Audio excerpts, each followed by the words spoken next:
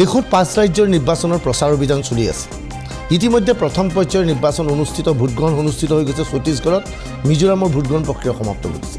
কিন্তু দেশৰ বাকীসমূহ ৰাজ্যৰ প্ৰচাৰ অভিযান চলি আছে। এইখিনি সময়তেই মধ্যপ্ৰদেশক বিশেষভাৱে টাৰ্গেট হিচাপে লৈছে বিজেপিয়ে। বিজেপিৰ ধাৰণা যে মধ্যপ্ৰদেশত শিৱৰাজ সিং চৌহানক পুনৰ মুখ্যমন্ত্ৰী ৰাখিব পৰা যাব, সেইবাবে সৰ্বশক্তি প্ৰয়োগ কৰিছে।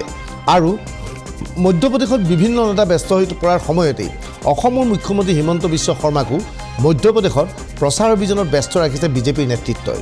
হিমন্ত বিশ্ব শৰ্মাই মধ্যপ্ৰদেশত কি কৰিছে?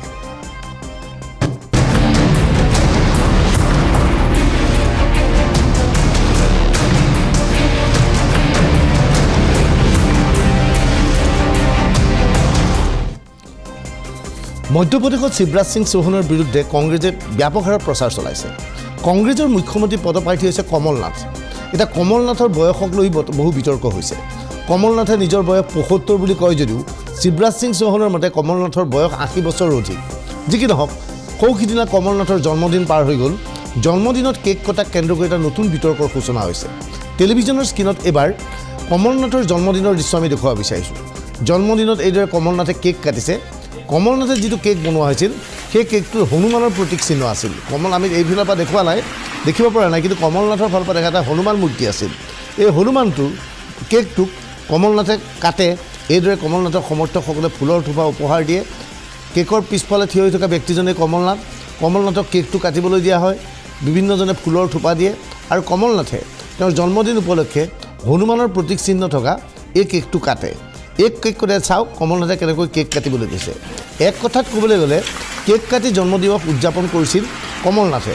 কমল নাথে যেতিয়া কেক কাটিছিল, হনুমানৰ প্ৰতিমূৰ্তি থকা কেকটো কাটিছিল, কমল নাথে ভবা নাছিল যে এই কেক কটা বিষয়টো নিৰ্বাচনী ইছ্যু হ'ব পাৰে, আনে কোনেও নাভাবিব পাৰে। কিন্তু অসমৰ মুখ্যমন্ত্ৰী হিমন্ত বিশ্ব শৰ্মাই ইয়াক নিৰ্বাচনী ইছ্যু হিচাপে লৈ আজি মধ্যপ্ৰদেশত প্ৰচাৰ অভিযানত কমল নাথক আক্ৰমণ চলাই এইদৰে। सुनाई जो इलेक्शन आता है वो समय जो हिंदू हो जाता है, वो लोग का बात आप लोग छोड़ दीजिए। वो लोग का पीछे पड़ेगा तो कोई रास्ता हम लोग को दिखाई नहीं देगा। आज आप देखिए कमलनाथ जी जन्मदिन करता है, केक का ऊपर हनुमान जी का सभी अंकन, प्रतिमा को अंकन करता है, फिर ब्लेड से उनको काटते हैं खाने के लिए। अरे क्या हनुमान जी खाने का चीज है क्या? हनुमान जी क्या खाने का चीज है? और आप खुद बोलते हैं मैं हनुमान भक्त हूं। भाई अगर आप हनुमान भक्त होता था, जन्मदिन कोई हनुमान मंदिर में जाके प्रार्थना करता था और यही हनुमान भक्त होता है। कहां इंग्रज का केक और कहां हमारा भारत का हनुमान? आप लोग कंपेयर करके देखिए। यही है कांग्रेस का।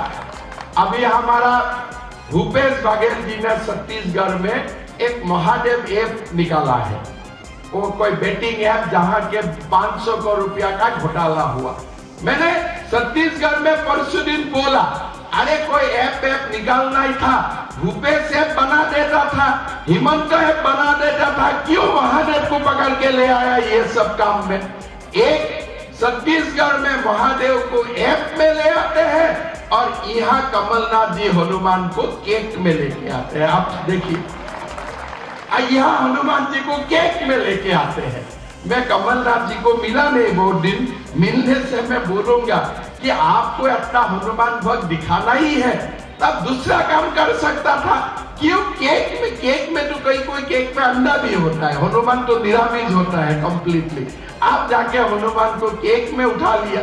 तो ये सारे, जब आप किसी को नकल करने जाते हो, गड़बड़ी हो ही जाएगा। आप नकल करने का कोशिश मत करो, ओरिजिन बनो ना।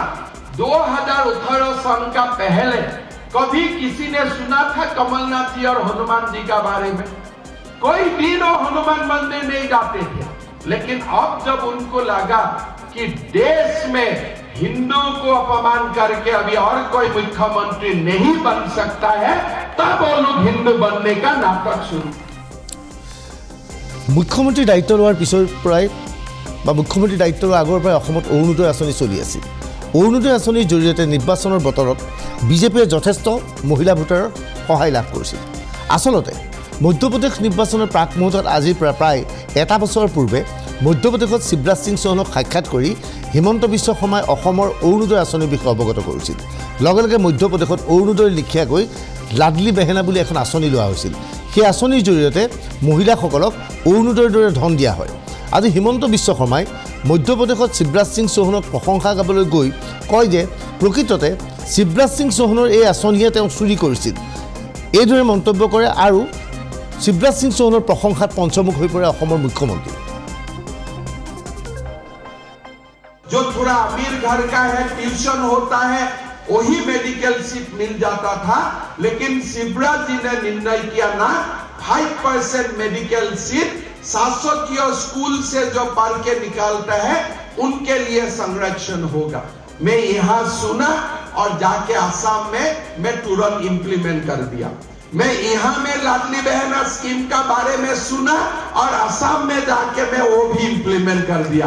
अभी असम में भी आपका आशीर्वाद से वो स्कीम मैंने शुरू कर दिया। मतलब मध्य प्रदेश आज देश को नेतृत्व दे रहा है।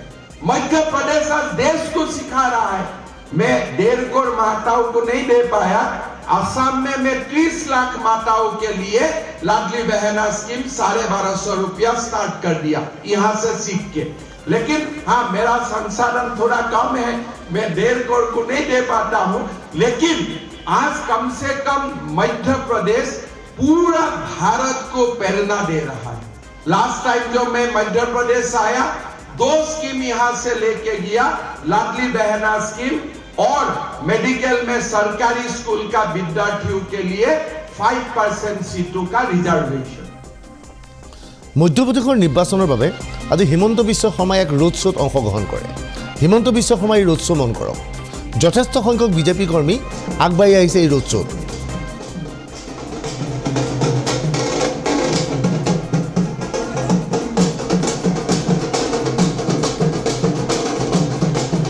এই ৰোড শ্ব'ৰ নেতৃত্ব লৈছিল হিমন্ত বিশ্ব শৰ্মাই।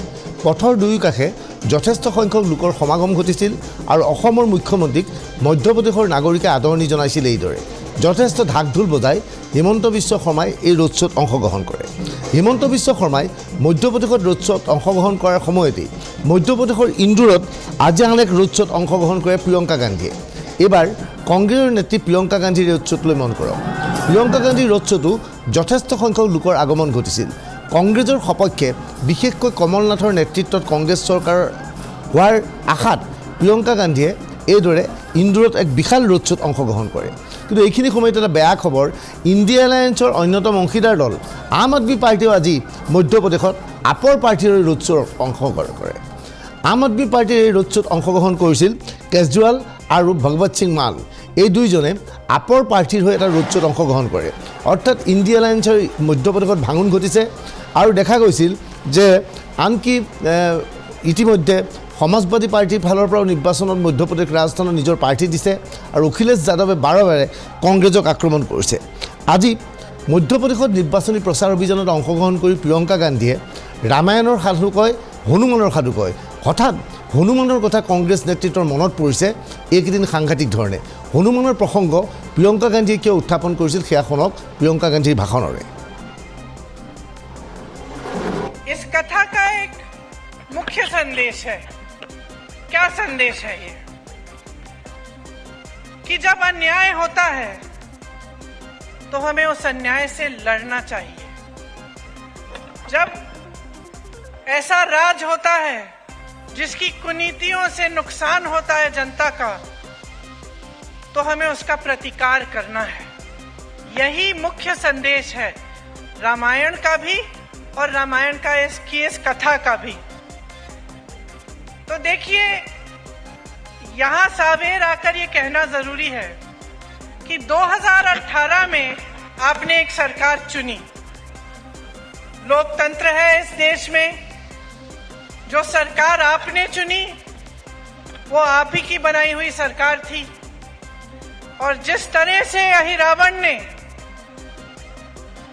भगवान राम और भगवान लक्ष्मण के साथ छल किया, उस तरह से आपके साथ भी छल हुआ।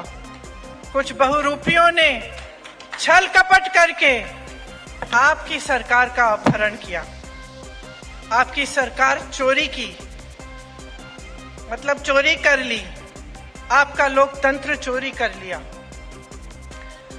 और उसे भ्रष्टाचार लोक में ले गए।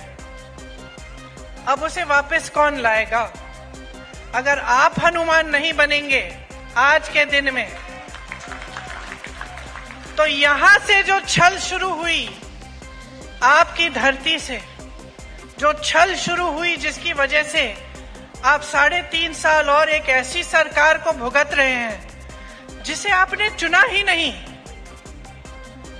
जो खरीद फरोख्त से बनी है, रिश्वतखोरी से बनी। अगर आप इस स्थिति को ठीक नहीं करेंगे तो कौन करेगा? ইপিনে ছত্তীশগড়ত নিৰ্বাচনী সভাত আজি অংশগ্ৰহণ কৰে কংগ্ৰেছ নেতা ৰাহুল গান্ধীয়ে। ৰাহুল গান্ধীয়ে নিৰ্বাচনী সভাত অংশগ্ৰহণ কৰি বিজেপিক ক্ষুৰধাৰ সমালোচনা কৰে। ये लोग वनवासी क्यों कहते हैं, मुझे बताओ, कोई बता सकता है? वनवासी शब्द में और आदिवासी शब्द में क्या फर्क है? हाँ? और वनवासी जंगल में रहने वाले। अच्छा बताइए, आपका नाम क्या है? गोवर्धन जी, आपने वो जो बीजेपी का वीडियो था जिसमें बीजेपी का नेता एक आदिवासी पे पेशाब कर रहा है, वो आपने देखा? मध्य प्रदेश में देखा आपने?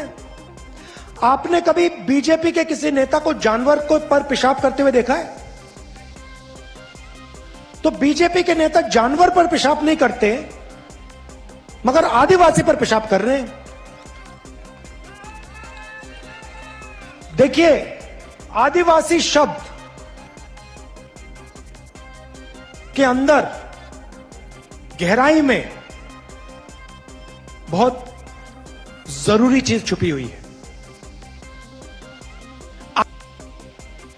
सबसे पहले जल, जमीन, जंगल के मालिक आदिवासी थे। भाइयों और बहनों, आदिवासी शब्द के अंदर आदिवासियों का जो हक है, जमीन का हक, जल का हक, जंगल का हक, वो छुपा हुआ है। वनवासी का मतलब वो लोग जो जंगल में रहते हैं। बीजेपी आपको वनवासी कहते हैं, हम आपको आदिवासी कहते हैं। बीजेपी आपके अधिकार छीनती है, हम आपको अधिकार देते हैं। हम आपसे गले लगते हैं, बीजेपी आपके ऊपर पेशाब करते हैं।